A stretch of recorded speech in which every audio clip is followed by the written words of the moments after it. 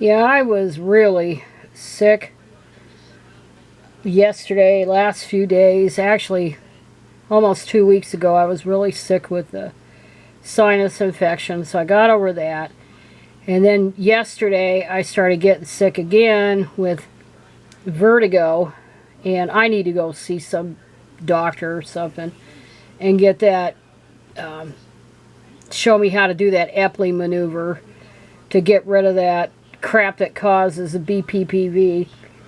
But I was really sick yesterday. I'm a lot better today.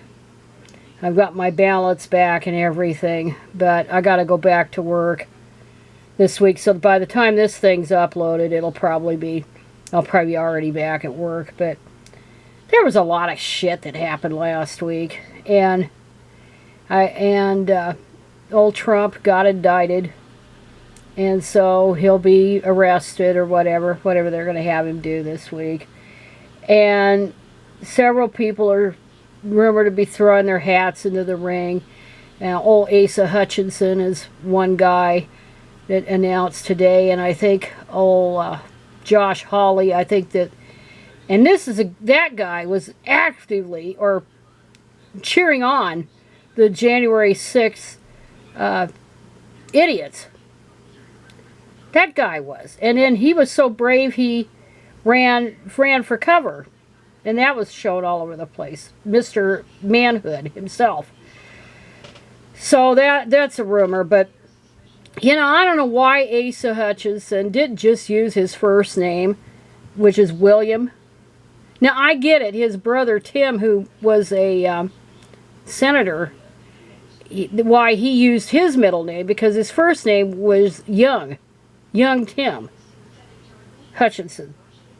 So I get it there, but I don't know why Asa decided to use his middle name instead of his first name, which, like I said, is William, because the name Asa, I mean, people are going to call him asshole, they're going to call assy, what an ass Asa, you know, all Asa, all kinds of things they're going to call him. And, you know, the other Asa that was so famous was Asa Yolson, and he didn't keep that name. He went by Al Jolson, and that was a while back. That was a century ago, over a century ago. So that's not the best name to have to run for president. But anyway, he isn't going to be president anyhow. So it's all a big free-for-all. We'll see how it goes with old Trump. And then what really got me was the stupid damn media. Well, you know, with that Nashville shooting, they correctly sexed the shooter, Audrey Hale, as a woman. And it's significant because so few women in the history of the United States have been involved in shootings of this nature. Only 5 since 1966. But of course, the gender identity mob, they're more obsessed with the misgendering of a dead person, a murderer of 6 people, including 3 kids, than they are of the victims. Oh, great going, dumb shits. And then it doesn't help that they've got the high school students also bullshitted too. In Omaha, they protested trans youth bills.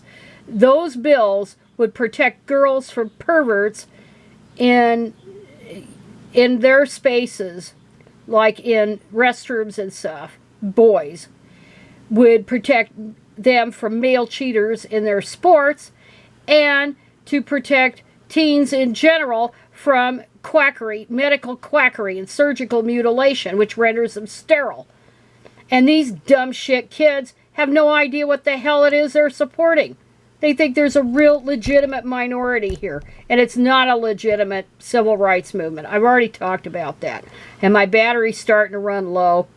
But I wanted to point to this article. It just came up a few hours ago, and this is a really good, very lengthy article about the defamation that was done to Kellie-Jay Keen prior to her trip to Australia and New Zealand. How they smeared her as a right-winger, how they smeared her as a Nazi, how they defamed her in every which way and really laid the groundwork for this goddamn bullshit, because she's not a right-winger. She doesn't call herself a feminist, and the reason she does it is because of the likes of some of these women that this author mentions by name.